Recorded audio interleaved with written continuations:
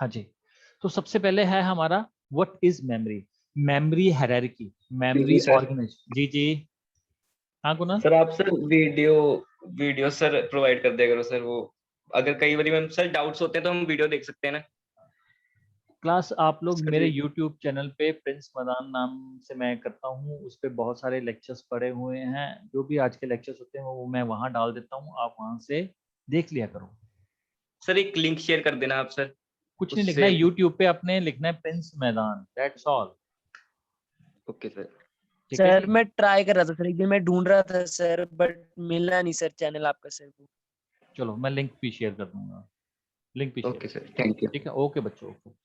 ठीक है जी, तो मेमोरी ऑर्गेनाइजेशन कहते हैं हमारे कंप्यूटर सिस्टम में मेमोरीज बहुत है, लेकिन हम लोगों ने सिर्फ सुनी हुई है रैम, रोम, हार्ड डिस्क, और कोई है? हार्ड डिस्क, रैम, रोम, और कोई है? इसके अलावा भी कोई मेमोरी होती है? होती है? सर रोम या टाइप से मिल रही है। नहीं, इनके अलावा जैसे सीडी रोम, ये भी एक मेमोरी है। और कोई मेमोरी होती है? एक मेमोरी और होती है, कैशे मेमोरी है। कभी हम हमारा ना इन पर ध्यान ही नहीं गया। ठीक है जी, तो मेमोरी ऑर्गेनाइजेशन में हम लोगों ने ये समझना है कि किस किस तरह से हमारी कितनी मेमोरीज हैं और इनकी क्या हायरार्की है। हायरार्की का मतलब ये होता है कि जैसे हमारे पूर्वज, उनके आगे बच्चे, फिर वो उन बच्चों के लिए वो पूर्वज, फिर आगे बच्चे, उन बच्चों के लिए पिछले वाले पूर्वज। तो इस तरह से एक क्या चली आ रही है, एक हायरार्की चली आ रही है। तो कहता है इसी तरह से इन योर कंप्यूटर सिस्टम हमारे पास मेमोरीज की क्या है, हायरार्की है। ठीक है जी, तो सबसे पहले हम ये अंडरस्टैंड करेंगे कि मेमोरी यूनिट होता क्या है। कहता है बेसिकली अगर हम बात करें मेमोरी की, तो ये बहुत ही एसेंशियल कंपोनेंट माना जाता है इन योर डिजिटल कंप्यूटर। क्यों? क्योंकि ये हमें इसकी जरूरत पड़ती है अपने प्रोग्राम्स, अपने डेटा, अपनी रॉ डेटा, अपनी इंफॉर्मेशन को स्टोर करवाने के लिए। ठीक है जी, तो अगर हम एक छोटे से कंप्यूटर की बात करें और उसके अंदर लिमिटेड एप्लीकेशंस चल रही हैं, ठीक है जी, तो हमें एडिशनल स्टोरेज कैपेसिटी की जरूरत नहीं होती। क्यों? क्योंकि अ, उसके पास बहुत लिमिटेड एप्लीकेशंस हैं, उन्हीं छोटा सा कंप्यूटर है, छोटे से टास्क के लिए अब हमने हमने उसको लगाया है। तो कहता है उस टास्क को फुलफिल करने के लिए हमें एडिशनल स्टोरेज कैपेसिटी की जरूरत नहीं पड़ती। कहता है बहुत अच्छी बात है।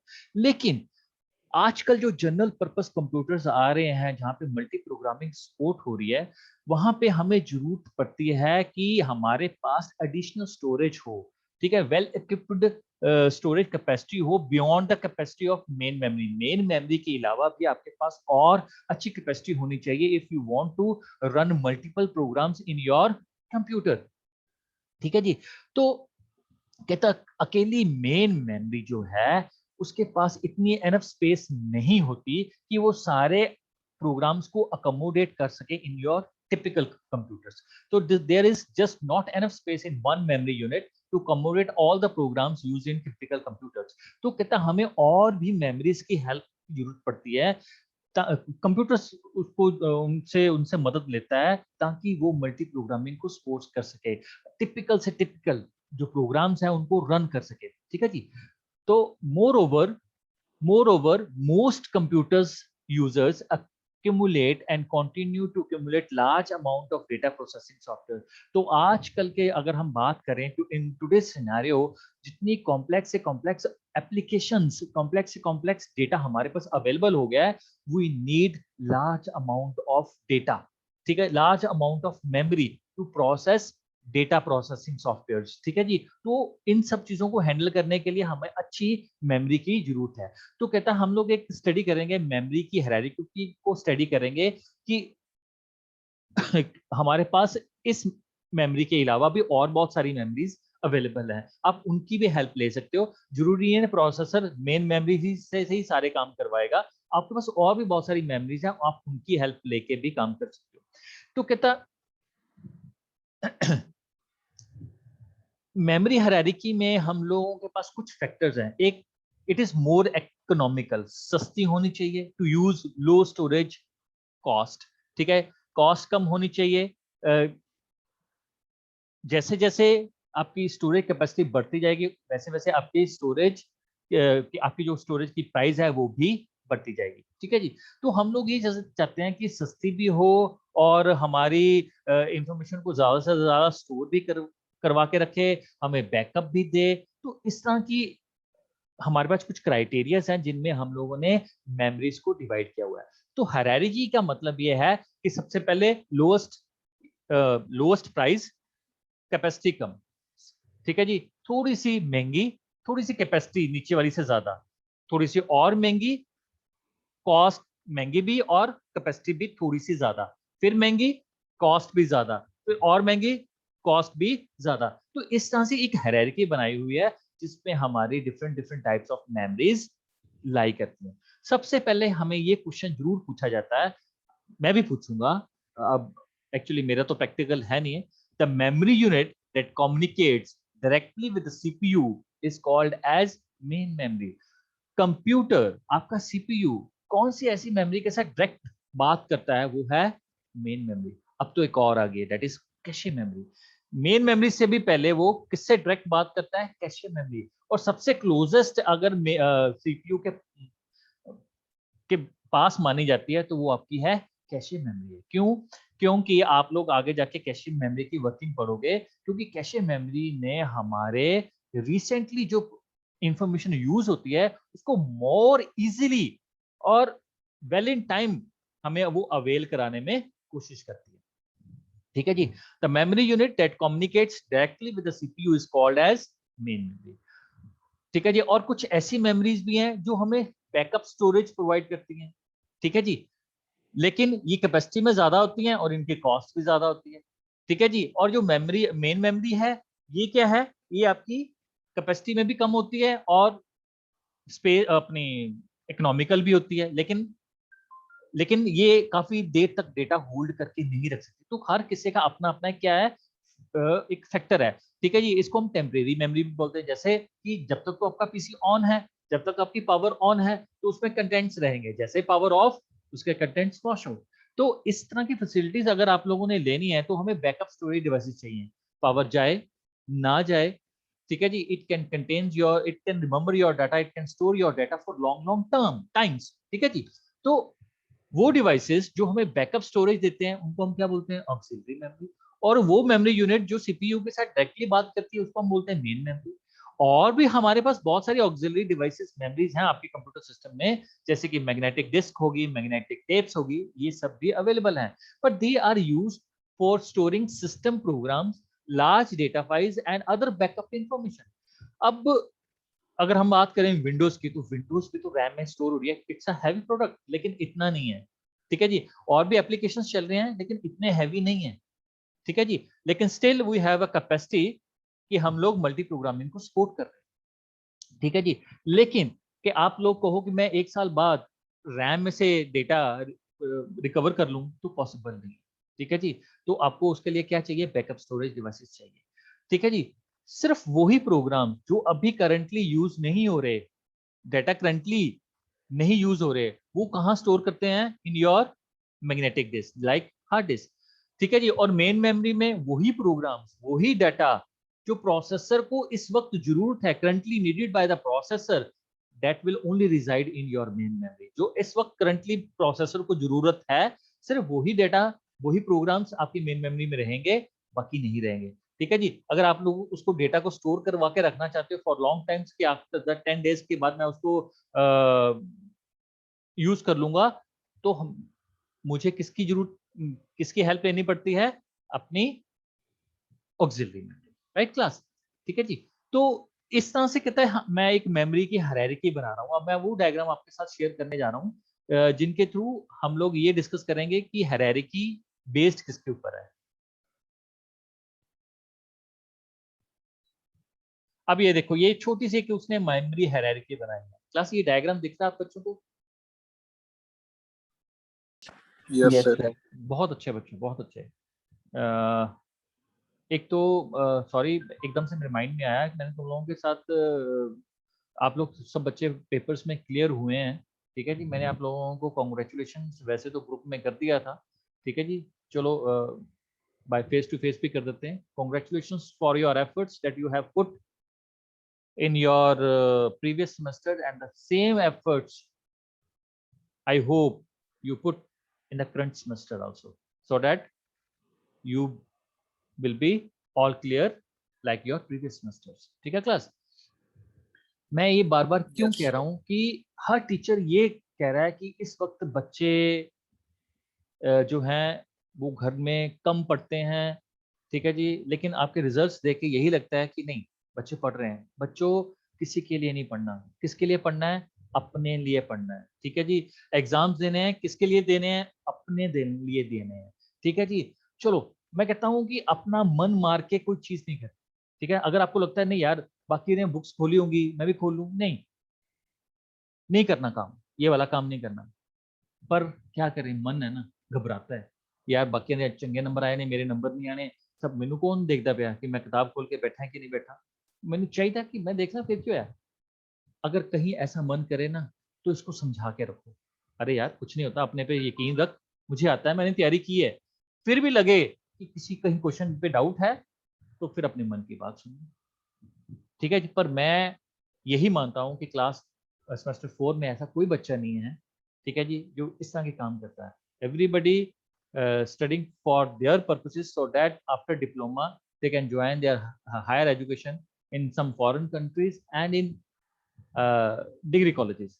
वहाँ पे वही बच्चा पास कामयाब होगा जिसने खुद बुक्स पढ़ी होंगी। मैं बार बार इन चीज़ों को दोहरा रहा हूँ बच्चों, ये आप लोगों को आगे जाके फायदा देंगी, राइट क्लास? चलो वंस अगेन कॉन्ग्रेचुलेशंस, ठीक है जी। अच्छा ये भी नहीं पूछा फर्स्ट कौन आया, फर्स्ट सेकंड थर्ड किसी की पूछना ही, फर्स्ट कौन आया? फर्स्ट सर प्रथम। ओह वेरी गुड, प्रथम दो है इस क्लास में? हाँ जी सर। Oh very good, congratulations Pratham. Second? Thank you sir. Second? ਇੱਕ ਸਰ 796 ਹੈ, ਇੱਕ 792 ਸੀਗਾ ਤੇ ਇੱਕ 788 ਸੀ शायद। मैंने रिजल्ट काफी रिजल्ट स्टडी किया है, मैंने उसमें देखा है कि सैड में आपके बहुत कम मार्क्स आए। Is it true? Yes sir. Yes sir. आप लोगों ने ऐसा पूछा क्यों सर, ऐसा क्यों हुआ हमारे साथ, या आप लोगों ने एनालिसिस किया ऐसा क्यों हुआ हमारे साथ? दो कारण हो सकते हैं। Bookish language, as it is book की लैंग्वेज चेपी मारी है, मे बी एक ये फैक्टर है। दूसरा, आप लोगों को पेपर अटेम्प्ट करना नहीं आया। इन दोनों में से कोई एक चीज है, या तो पेपर आपको अटेम्प्ट करना नहीं आया, या आपने बुकिश लैंग्वेज की है। एग्जामिनर जब चेक करता है ना मेरे बच्चों, तो ये वो सब चीजें ध्यान में रखता है। तो इस पेपर में डायग्राम्स पे ज्यादा फोकस देना, डायग्राम्स बनाए हैं, थ्योरी लिखी है, you got a very good marks. Without diagram, अगर आप लोग, कुछ बच्चे ऐसे भी करते हैं, नेट से सर्च कर रहे हैं, दूसरा डिवाइस हाथ में रखा होता है, नेट से सर्च करके वो चेपू मार देते हैं। ऐसा हुआ मेरे पास, किसी ने बच्चे ने पेपर भेजा, मैंने देखा, मैंने तो उसको बोल दिया कि यार मेरे को तेरा पेपर सेटिस्फैक्टरी नहीं लग रहा। पता नहीं कौन बच्चा था, कहता सर ओएस में कंपार्टमेंट है, मेरे को नहीं भाई याद कौन है। मैं कहा बेटा मेरे पेपर भेज, पेपर देखा तो मुझे तो लगा नहीं कि वो पास है, मैं तो उसको पास कर ही नहीं सकता था। लेकिन बाद में वो कहता नहीं सर मेरी ओएस की नहीं है, मेरी सी में कंपार्टमेंट है, वो पास हो गया। तो इसका मतलब ये था, मैंने क्यों कहा, क्योंकि उसने जो लैंग्वेज लिखी थी वो सारी इंटरनेट वाली थी या बुकिश लैंग्वेज थी। तो क्लास इन चीजों का बहुत इम्पैक्ट पड़ता है मेरे बच्चों, इस चीज का ख्याल रखना, मैं बार बार कह रहा हूं, ठीक है जी। चलो अब हम बात करते हैं कंप्यूटर सिस्टम में हमारे पास क्या है, मेमोरी हायरार्की भी है। तो किस तरह से हम लोगों ने किया हुआ है, सबसे पहले ऑक्सिलरी मेमोरी की हम बात करते थे। यस, ये हमारे पास ऑक्सिलरी मेमोरी है। इसमें कौन कौन सी है, मैग्नेटिक डिस्क और मैग्नेटिक टेप्स। मैग्नेटिक डिस्क में आपकी कौन कौन सी आती है, हार्ड डिस्क भी आती है, और कौन कौन सी आती है, सीडी रोम, डीवीडी, ठीक है जी। उससे पहले क्या आते थे, मैग्नेटिक टेप्स आते थे, ठीक है जी। मैग्नेटिक टेप्स होती थी, टेप्स की तरह थी, जिसको अब हम लोगों ने कन्वर्ट करते हैं in your like your pen drives वगैरह में, ठीक है जी। तो पहले हमारे पास मैग्नेटिक टेप्स होती थी, बैंक्स में यूज होती थी, शाम को वो सारा का सारा डेटा का बैकअप लेते थे इन योर मैग्नेटिक टेप्स। ठीक है जी। और हमारे पास कौन सी है, मेन मेमोरी है, और साथ में कौन सी है, कैशे मेमोरी है। तो सबसे अगर सीपीयू के साथ डायरेक्टली कोई बात करती है तो वो कौन है, मेन मेमोरी। ये देखो एरो दिए, मेन मेमोरी के साथ डायरेक्टली बात कर रही है सीपीयू। लेकिन इससे भी क्लोजेस्ट मेमोरी अब आनी शुरू हो गई है, जिसको हम नाम क्या देते हैं, कैशे मेमोरी। ठीक है जी। तो आईओ प्रोसेसर जो है वो ऑक्सिलरी मेमोरी के साथ डायरेक्ट कम्युनिकेट कर सकता है और मेन मेमोरी के साथ कम्युनिकेट कर सकता है। ठीक है जी। सीपीयू भी मेन मेमोरी के साथ कम्युनिकेट कर सकता है और मेन मेमोरी सीपीयू के साथ कम्युनिकेट कर सकती है, और main memory IO processor IOP जिसका नाम है उसके साथ भी डायरेक्टली कम्युनिकेट कर सकती है। लेकिन कैशे मेमोरी एक ऐसी मेमोरी है जो सीपीयू के अंदर पाई जाती है, बहुत क्लोजेस्ट है, कोर्स हैं L1 L2 L3 L4 caches. ये जो हर एक कोर्स आए हैं मार्केट, जो सीपीयू के क्वाड कोर हम कहते हैं, तो हर एक कोर के पास अपनी कैशे मेमोरी है। ठीक है जी। तो वो कैशे मेमोरी मेन मेमोरी से भी उसका जो एक्सेस टाइम है फास्टेस्ट है माना जाता है। ठीक है। तो ये सबसे पहले अगर हमें क्वेश्चन आता है right short on memory hierarchy, तो सबसे पहले हमारे पास क्या टॉपिक है, ये डायग्राम बनाना है। ठीक है जी। अब हम लोगों ने हर एक मेमोरी के बारे में डिस्कस करना है। ठीक है जी। तो कहता है अगर हम बात करें कि जो हमारे कंप्यूटर की टोटल मेमोरी कैपेसिटी अगर हम बात करें, तो इन सारी मेमोरी की हायरार्की को मिला के बनती है। तो जो मेमोरी की हायरार्की है वो consist of all storage devices employed on in a computer system from the slow but high capacity auxiliary memory to relatively fast memory to even smaller and faster cache memory accessible to the high speed processing logic। तो कहता है memory hierarchy में आप लोगों ने memories को कैसे divide किया है। कहता हम लोगों ने स्लो है, स्लो एक्सेस टाइम है, लेकिन हाई कैपेसिटी ऑक्सिलरी मेमोरी है। उसके पास कैपेसिटी बहुत ज्यादा है लेकिन उसका एक्सेस टाइम बहुत ज्यादा स्लो है। किससे, relative to your main memory. Faster है लेकिन कैपेसिटी कम है। ठीक है जी। कैशे मेमोरी फास्टर है, ठीक है जी, हाई स्पीड प्रोसेसिंग लॉजिक है, लेकिन कैपेसिटी कम है।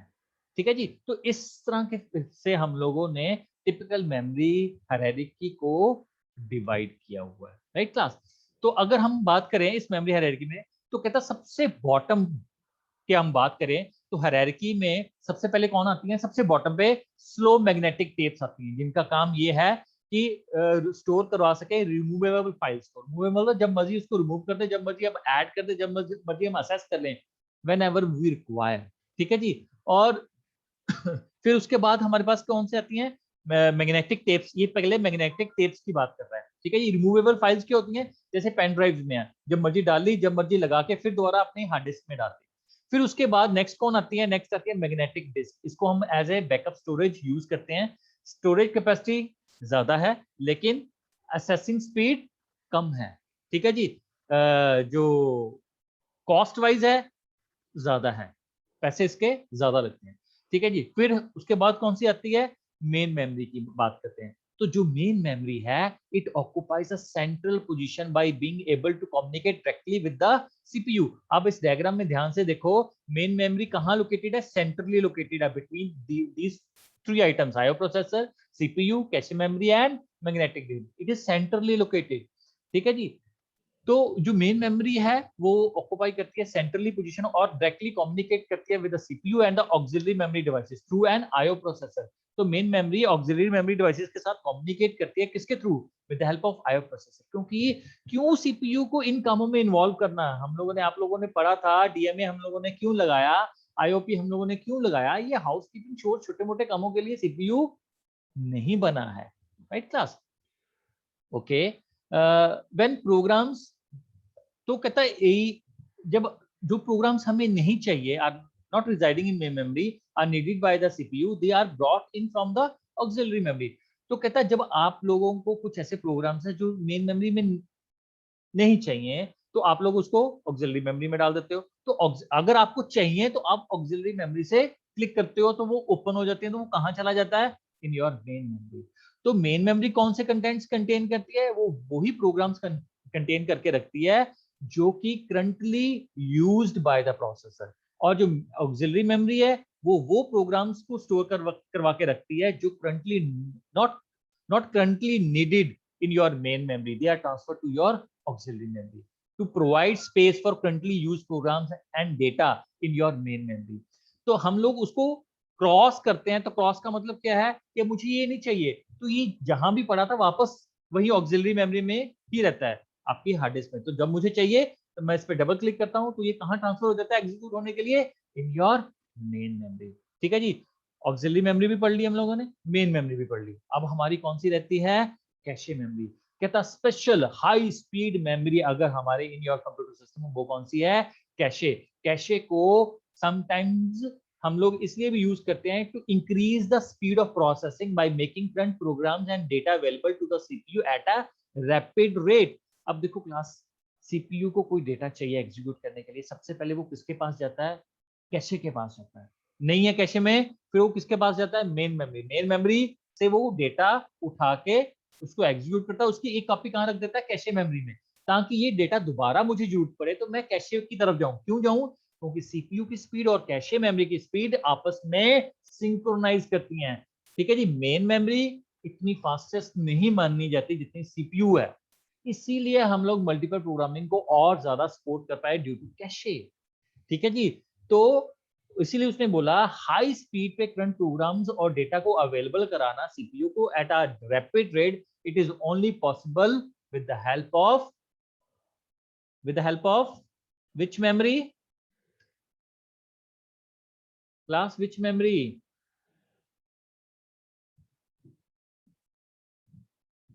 Sir cache memory. Cache memory, very good, cache cache memory, memory. Yes. ठीक है जी, इसीलिए हाई स्पीड मेमोरी कौन सी है? आपकी कैशे की। और सबसे क्लोजेस्ट अगर मेमोरी मानी जाती है सीपीयू के, तो वो कौन है? मेन मेमोरी, जिसको हम रैम की बात करते हैं। लेकिन उससे भी हाई स्पीड में डेटा कौन प्रोवाइड करके देता है सीपीयू को? आपकी कैशे मेमोरी। लेकिन कैशे मेमोरी में अगर वो डेटा पड़ा नहीं है, फिर तो उसको मेन मेमोरी एक्सेस करनी ही पड़ती है, लेकिन उसकी एक कॉपी वो कहां डाल देता है? In your cache. कैशे और सीपीयू की स्पीड आपस में क्या करती है? मैच करती है। क्लास क्लियर है? This is what about your memory hierarchy. तो सबसे पहले हम लोगों ने डायग्राम बनाना है, ठीक है जी, मेमोरी यूनिट के बारे में बताना है, कौन कौन सी मेमोरीज हैं, और ये जो टोटल है, ये जो पैराग्राफ है, द टोटल कैपेसिटी ऑफ ये यहाँ से लेके यहाँ तक, sorry eight a rapid rate तक कैसे। तो these topics, all these topics contain your cache memory, your memory hierarchy, your auxiliary memory, your main memory, your cache memory। ठीक है, सीपीयू, आईओपी, ये सब चीजें आपकी किसमें आती हैं? In your memory hierarchy. Class ये क्वेश्चन भी जरूर आएगा। क्यों मैंने ये टॉपिक लास्ट, मेरा ये चैप्टर रह गया है क्योंकि मैं इस पे क्यों फोकस कर रहा हूँ। This is very important topic, memory organisation. तो उसका पहला था मेमोरी हायरार्की। तो वो कल से हम लोग हर एक मेमोरी के बारे में स्टडी करना स्टार्ट कर देंगे। क्लास ये मेमोरी हायरार्की क्लियर है? क्योंकि 1.5 मिनट रह गया है। हाँ जी क्लास, यस सर। क्लियर है? Yes sir. ओके, मैं फिर कह रहा हूँ कि कल को ग्रुप में आपके मैं नाम डालूं कि इन बच्चों की मेरे पास सबमिशंस नहीं पहुंची हैं, उससे अच्छा है कि आप लोगों ने मुझे अपनी सबमिशंस आज शाम तक भेज देनी है जो रह गए हैं, क्योंकि विद सर जी? इन। हाँ जी, एक बार सर चेक करियो, मैं मेल ਤੁਹਾਨੂੰ ਭੇਜੀ ਤੇ ਸੀਗੀ ਹੁਣੇ, ਤੁਹਾਨੂੰ ਰਿਸੀਵ ਹੋਈ ਕਿ ਨਹੀਂ? मैं चेक कर लांगा, मैं मेल चेक कर लांगा। ओके क्लास, ठीक है जी, मैंने अटेंडेंस भेज दी। ਭੇਜ ਦਿੱਤੀ ਸਰ। ओके बच्चे, thank you very much class, thank you. Okay sir.